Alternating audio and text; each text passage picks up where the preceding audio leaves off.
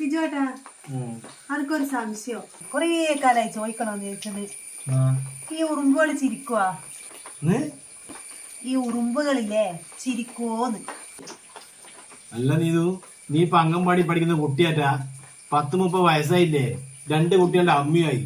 എന്റെ ഓള് ചോദിക്കുവാ ഉറുമ്പുകള് ചിരിക്കുവോന്ന്. നാണം ഉണ്ടോ നീതു? ഒരു കുന്തം പോലെ സംശയം ചോദിക്കേ. പഞ്ചസാര അല്ലെങ്കിൽ ബെല്ലോ ഇത് തിന്നാൻ കിട്ടിക്കഴിഞ്ഞാല് ഏത് ഉറുമ്പും ചിരിക്കും. അത് ആർക്കറിയാൻ പാടില്ലത്.